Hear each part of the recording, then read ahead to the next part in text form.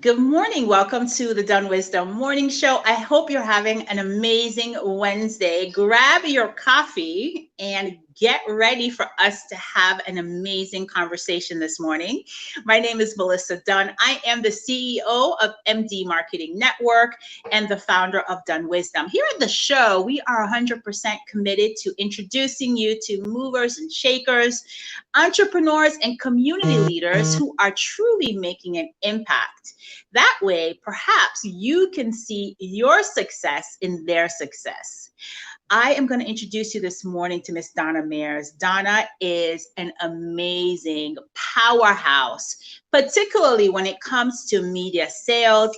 In her career, she has worked with accounts like General Motors, Universal, Anheuser-Busch, and Procter & Gamble. Let me introduce you. Help me welcome Miss Donna Mairs. Good morning, Donna. How are you? Hey, good morning, and thank you, Melissa, for inviting me to the show this morning. Welcome, welcome, welcome. I'm wearing my Visit Lauderhill shirt today. Can you see it? I see it very, very well, and I love Lauderhill. They have the best patties in the world. We really do. We really do. So Donna, man, you and I go way back, right? Like I've known you from when I first moved to Miami. I used to be at Circle of One Marketing and you were still at Hot 105. Yes, that's a way back. That's a while back, when I first moved here to South Florida. God, that's about 15, 16 years ago. Mm-hmm.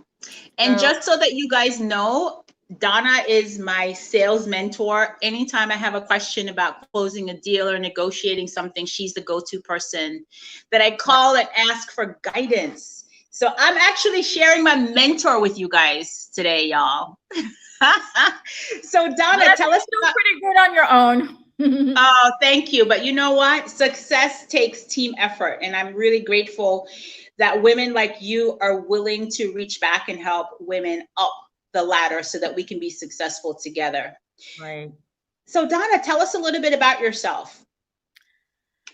So I actually am from Brooklyn, New York. I was born in Jamaica, but I left when I was 8, and I grew up in New York, the beautiful city of Brooklyn. I went to Stony Brook University, and I like most people, you study something and then you didn't even end up in the same industry. So left there, and I started my career in the media world, working on Madison Avenue, an advertising agency. Wow, you were at the big spot. Now, those of you who are in marketing, Madison Avenue is like the Mecca. A lot of the large multi-million-dollar campaigns that you see on national TV come out of Madison Avenue. Right. How was that experience for you, Donna? I actually didn't know what the whole industry was about. Actually, my first job was a sales assistant at Katz Independent TV. I was a sales assistant at a rep firm in New York called Katz. And then leaving there, I started my career as an assistant at this company called Wells Rich Green. That was my first real media job. And that's when I really, somebody else took me under their wings. And kind of helped to, guide me through the whole world of media buying. So at that time, I was a sales assistant doing the grunge work. Everybody got to start somewhere. So I started at the bottom. I was an assistant, paying bills, negotiating, make goods, because, when you purchase television and a lot of spots get missed, you have to give back the client their make goods and the proper rating points and so on and so forth. So I kind of learned from the bottom up. See, that is such an encouragement. I think a lot of times when young women are graduating from college, they really kind of sometimes underestimate the value of learning and starting from the bottom. What advice would you give your younger self? I guess my younger self, I would tell her to always go with her passion. And never get distracted. A lot of times women get distracted because we feel like we have to be somebody that we're not. But unfortunately, in this industry, especially in the media industry, it can get very cutthroat. And sometimes, you're actually not yourself. But, in a weird way, eventually you find your groove, a little bit of you and a little bit of what you need to do in order to get your job done. So, at one time, the media industry was pretty much men. It was a very, very intensely male-dominated industry. So, but it was kind of cool, you got to negotiate with a lot of different reps. We purchased TV, radio, cable. As a matter of fact, when I started, cable wasn't even, it was just about starting. So, it was old school where you have the CBS, ABC, the independent television stations, as well as radio. So it was fun. And the biggest thing was about negotiating. See, that's such a powerful skill to have. I find that negotiating is something that I'm leaning into, something that it's a skill that I'm learning to acquire. What tips do you have? I mean, because you've negotiated $1 million deals. Mm-hmm. What's your secret? I think the most important thing, working from the other side is value. Everything has a value.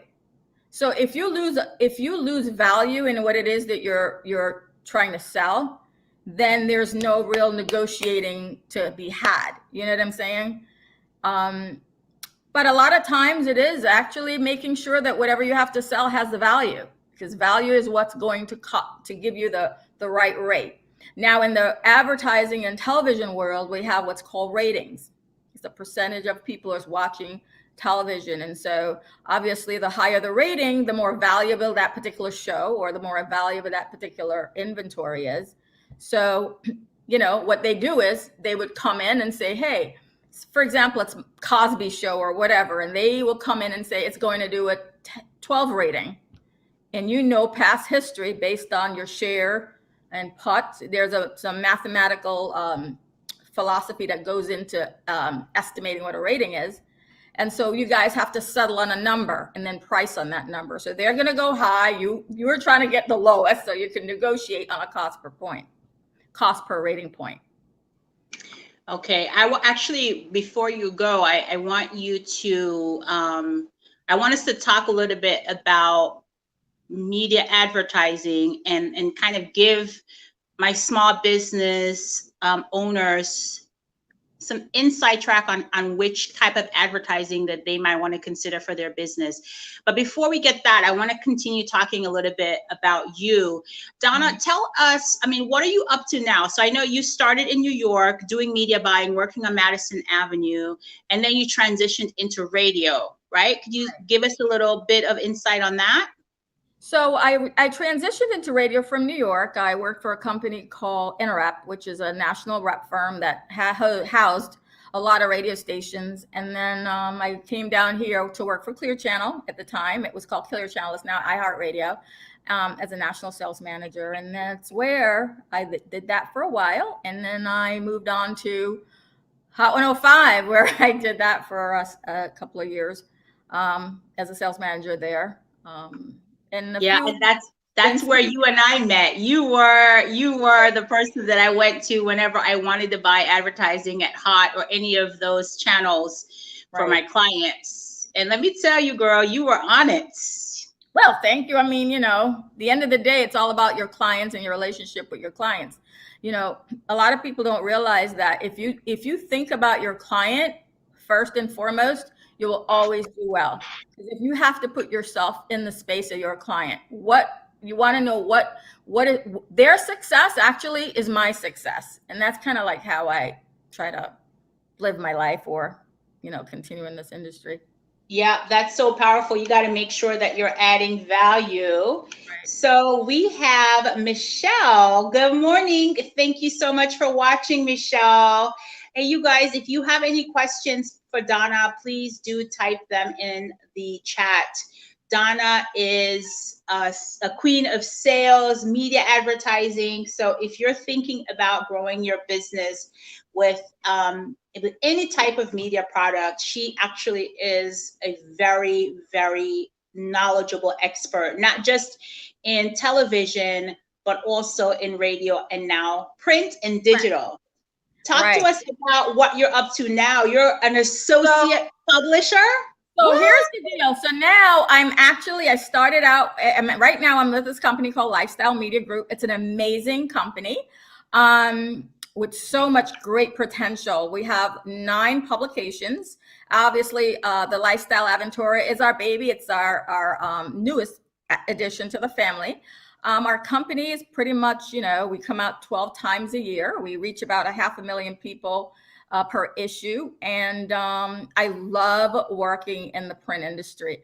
Actually, I don't know if you guys know, but there are statistics that says during this whole pandemic, people are starting to read a lot more.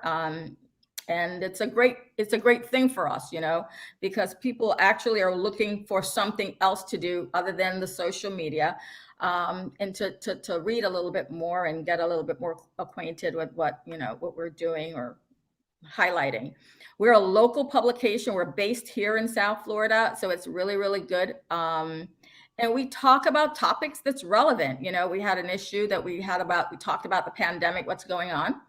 Our also heroes of the pandemic, we actually had that in our August issue. So I actually put something out recently on my LinkedIn profile, highlighting some of our pandemic heroes in the healthcare industry. Our September issue is going to be amazing because we're honoring who's who, influential women. And guess what? We have an influential woman sitting right here in the room. Congratulations, Melissa. Oh my gosh, I'm so excited. We did the photo shoot. Was it earlier this week or last week for that? Yes, I think it was last week sometime. Yeah, I'm so honored. Thank you so much, Donna, for thinking of me. I can't wait till the issue comes out. And it's perfect because September is my birthday month. Yay! Happy birthday in September before it comes. But seriously though, Melissa, I'm so impressed and I'm so proud of you. You've done such an amazing job. I've watched you grow into the woman that you are today and trying to find your way. And I really, really applaud you for doing what you're doing, especially with women. Thank you, Donna. Thank you so much. That means a lot. So I want to kind of pick your brain, right? Because as I said, you are really the queen of sales and media buying. So can we play a game? Are you down? So let's pretend that we have company A. Mm-hmm. Company A is a small business, mm-hmm. and they sell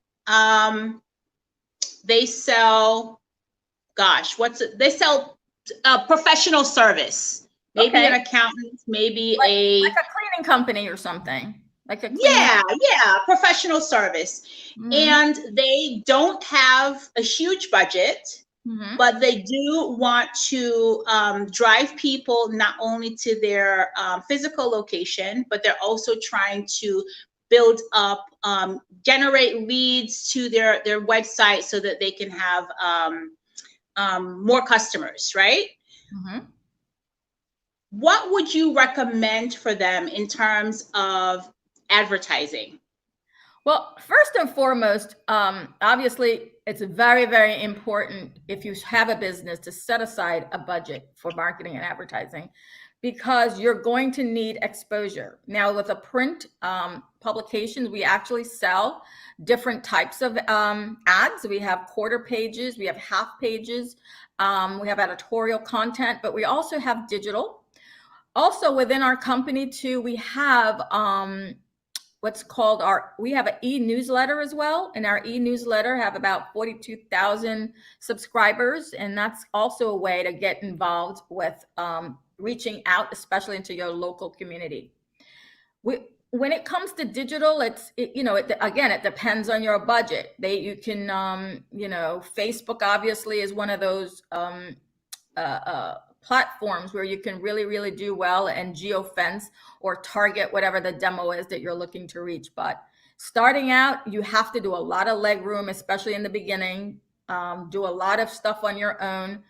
And then also try to piggyback on other companies. For example, if it's LinkedIn or if it's other companies such as yourself, like what you're doing now, to get to grassroots. So you can't, it's not, I wouldn't say one thing, it's a combination of different things. And, when it's all said and done too, word of mouth is still very powerful. Yeah, for sure. I always tell my clients that you got to really take a multi-layered approach Correct. to growing your brand. And you really have to look at what you have and leverage your existing assets so that you can, drive traffic and get other people to tell your story. You would be surprised of what could happen if you just reach out to the customers that you have who are happy with you and have them tell your story. Yeah. An important thing is to also ask your friends, family, and even clients for recommendations. If you have a service and you think you've performed really, really well, the biggest compliment is to recommend me to somebody else. So that's also another good thing to do. And it's a low cost strategy, right? Because at the end of the day, people who love you and love what you have to offer are willing to tell other people about Absolutely. how fantastic you are. And let me tell you something. Integrity is very important because when someone, trust to me is very big. Trust and integrity. Because when you have trust and you have integrity, that's something that, my family always say, Donna, when it's all said and done, you only have your integrity and yourself, when everything else is gone. So when people trust you, they trust your word. They trust your value. So when you recommend, it's a good thing. That's one of the things that I think that you do really well, Donna. I mean, I see you more as a relationship seller than anything else because I've watched you nurture your relationships, add value, and then really kind of use your network to not only serve other people, but give them the opportunity to serve you and expand your business. Absolutely. That is correct. Could you speak a little bit about relationship selling and exactly what that is? So relationship selling, believe it or not, is not something where you just immediately go in and think that you get the money and run. It's a buildup of you're communicating on a different level, just like how we're having this conversation this morning. I'm learning about you, you're learning about me. I'm actually trying to sell me. The first time, a lot of times when you meet a person, you're kind of stiff. You're thinking you're thinking that maybe, I don't know if they're going to like me or whatever, but you know what, just be yourself and try to learn about your customer, learn about the person first. What is important to them? Learn a little bit about their business, put yourself in their shoe. When they're going through stuff like this pandemic, a lot of businesses are struggling right now, but if you can find a way to help them, believe it or not, that's like big, even just to stop by to say hello, how's it going, bring a cup of coffee. I was thinking about you, or I saw that you're running for a particular a lot of times too, I look at a person like you, for example, who's also not only have your show, but you're also running for an office in Lauderhill. And I just, sometimes I know, like myself, you have ups and people are humans. They have ups and downs, and sometimes just the little things to get them through. You can do it. I'm proud of you. I have confidence in what you're doing. Just the little things, the little words that has so much meaning to a lot of people. And even people who you think may not even, you're assuming that they're already on this pinnacle, that they don't need it. But words of advice and encouragement is always, always important. Always important, always important. And yeah, I'm learning a lot as I'm really running for Lauderhill Commissioner for seat 2. And the truth is I'm kind of figuring out who in my tribe are really in my tribe, right? And it's an interesting process. And I guess I would the question that I would ask people who are watching right now is, have you reached out to your customers and just said hello, not expecting anything, but just how are you? What's going on? Donna is right. That could be priceless. Mm-hmm. You know, stopping by, reaching out, just calling with no intentions, you know, eventually. And believe it or not, I have had people actually call me up and say, hey, Dee, you know what, right now I don't have the money, but trust me, as soon as I get some, you're going to be the first one I call, you know? So those little things are important. And it takes you along, you know, it's important. Yeah, I think one of the things that I learned from you, Donna, is to make a list of maybe your top 20 or your top 50, your dream list. Right. And then really start building relationships with those people, understanding that it's the long game. Because imagine if just one of those individuals were to choose to do business with you. Right. That would be really powerful. You're absolutely right. And you know what? Think big. Go big or go home. But you know, that's why it's called the dream list. I'm not going to say that the small lists are not important. Absolutely, because I've actually seen small people rise and do really, really well. But and also too, you know what? You cross-pollinate people. I actually introduced smaller business to a bigger business to see how they do their own thing. And also, if you notice too, a lot of those big companies, they want to give back. They actually want to help small businesses. So, and that's kind of part of their you know, part of what they stand for. In addition to their, they also give a lot back. I love that, cross-pollinate. Okay, so you're dropping some real gems. I hope y'all are taking notes, honey, because she is dropping some gems today. What's been the secret to your success, Donna? Listen, just like everybody else, we have a lot of you know, human feelings, you know, especially right now during the pandemic, you know, like somebody said, Donna, how you doing? I go, which day? You know, like one day I'm like, oh my God, what am I going to do now? But you know what? The most important thing is to get rest and never tire yourself out so much so that it causes you to block. So sometimes, you know, you have to take that pause and you have to reevaluate and you have to make pivoting.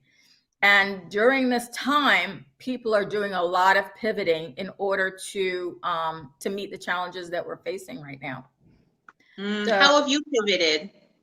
Well, here's the deal. You may have some clients that you currently know that's not going to advertise due to the situation. So you look for clients that are making better sense. You know, attorneys are doing really well right now. Obviously, healthcare industry is doing pretty well. And also too, you know, look for the cleaning companies, the companies that are looking to sanitize. So, you know, we used to do a lot of events. So now we're taking a lot of those events online. We have our Lifestyle Live, where we would have a client or a professional, one of our advertisers, talk a little bit about their business, you know, whether it's into the healthcare or, you know, a lot of the Botox or the women look, you know, making sure that you look good, even though you may not feel good, you still have to want to look good. But, you know, some of those things we're doing, we're talking to people. It's more personalized. If you notice, you know, even in the healthcare industry, they're doing a lot more of the telehealth. That industry, actually, the telehealth was probably down the road, but everything due to COVID sped up. So now, you know, you're having these type of things, our types of shows that we're putting on today, going, you know, Facebook Live and a lot more of those things. So there's different ways to accommodate the events and putting them on a situation like this, like, you know, like this type of platform. And also too, making sure that you're going after the businesses that makes sense for this, you know? That's a really, really, really good point. So I think what I'm hearing you say is that it might be a good time for you to sit down and look at your sales strategy and see, does this still make sense in this environment? And if it doesn't, change it. There's nothing wrong with it. I mean, I can't tell you how many clients I've worked with that, I mean, I have to say to them, listen, sometimes it's a matter of throwing things against the wall and seeing which one stick. Because at the end of the day, you know, that's why we evaluate a campaign. So if it's no longer working, we switch, we pivot. Mm-hmm. Absolutely. You know, it reminds me of a story that I was reading. It was a restaurant in New York I heard about, and they were actually getting ready to go out of business. Been there for maybe like 70 years or so. And while they were looking to wrap up, somebody came up with an idea to do put the parking lot, get a parking lot and start doing movies. They were actually, clients could actually come by, park their car, and do like an outdoor movie theater, and they would bring food to the car. So that actually became such a huge success that the business is actually doing really, really well right now. And a lot more people are actually copying that model. So, you know. Oh, wow. That's something that came out of COVID. Yes. So a lot of good things are coming out of it, you know. It gets us to think a little. And the restaurant are having a tough time right now. So, you know, people are doing different things. They're, you know, doing deliveries. Obviously, some places you can't eat inside, so they have to figure out a way. Everybody's got to pivot. That's it. That's the key word. Pivot, pivot, pivot, pivot, pivot, pivot. So Donna, do you have any final words well, before I ask you your final words of wisdom, what's next for you? What's your next big goal? I know you just became the associate publisher of one of Lifestyle Media Group's publication. Well, that's kind of like that's my baby right now. My baby right now is to get that up and running. Obviously, it's the newest baby in the family. So that is really where my focus is right now, is to make sure that is, a viable publication, and making sure that, you know, we're known all over, especially here in the Aventura market. Okay. What's the name of the magazine? It's called Lifestyle Aventura.